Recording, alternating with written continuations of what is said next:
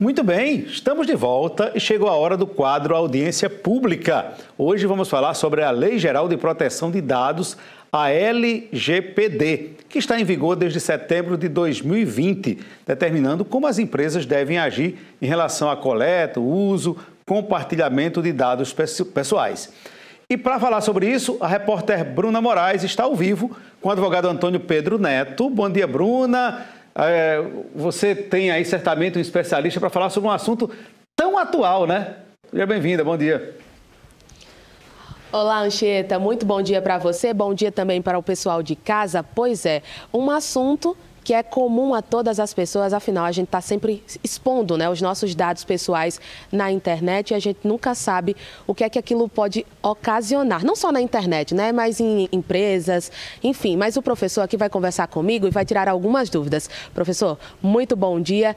Primeiro, o que é a LGPD e como é que ela atua? Bom dia, Bruna. Bom dia a todos os telespectadores. A LGPD nada mais é do que a Lei Geral de Proteção de Dados.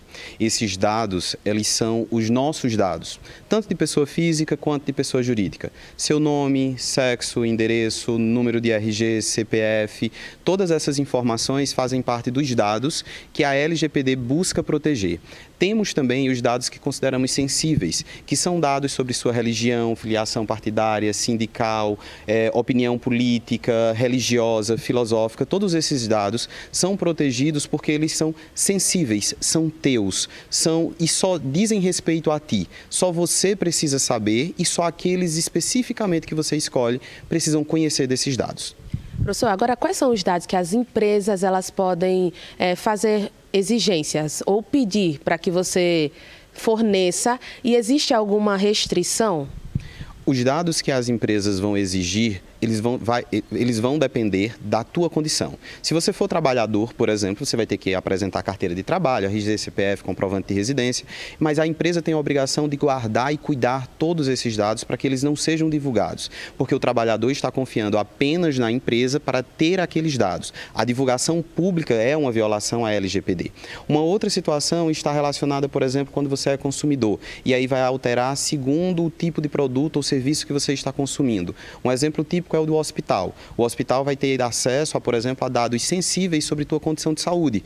E esses dados só cabem aos médicos, enfermeiros e profissionais daquele hospital. Se há um vazamento dessa informação, é uma violação da LGPD que deve levar tanto à indenização quanto a multas à empresa. Quais são as sanções que são sofridas no caso de vazamento desses dados?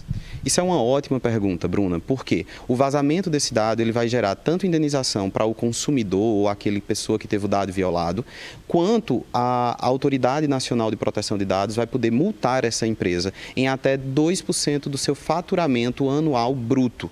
Ou seja, se a empresa fatura 10 milhões por ano, 200 mil poderiam ser aplicados como multa para a empresa, tá? E aí, além disso, ela pode perder acesso a esse banco de dados por o prazo de 12 meses.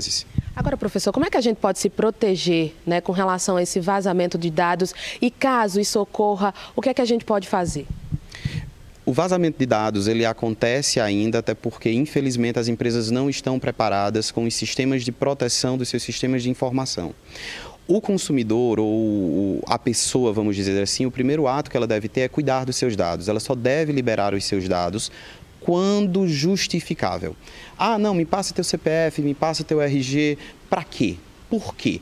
Pergunte sempre e só passe essa informação se for essencial. Porque uma vez passada essa informação, se houver o mau cuidado com essa informação, ela pode se tornar uma informação pública e que pode te trazer dados. Então, o consumidor ou o usuário de sistemas, ele deve ter muito cuidado ao passar essa informação e sempre perguntar para quê, o porquê, para que aquilo fique registrado.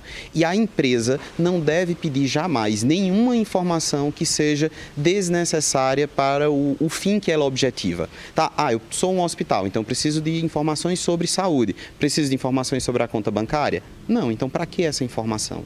Não pede. Tá? Eu sou um edifício e preciso de informações para registrar quem está entrando. Pede o nome, não precisa pegar o RG e o CPF da pessoa.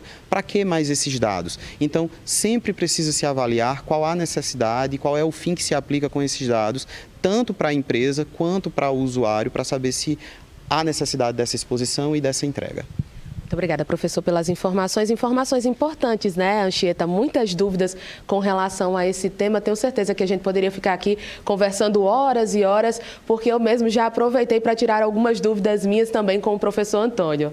Esclarecedora demais. Muito obrigado, Bruna. E ao professor por essas informações que são realmente muito necessárias para a gente nesse dia a dia. Muito obrigado. Aí, Bruna Moraes, e olha só, minha gente, às vezes numa ligação, te pedem o teu CPF. Eu passo, né? Me pedem, eu digo, para quê? Por que eu tenho que lhe dar? Por que eu tenho que lhe passar o número do CPF? Numa ligação. Isso não existe, né?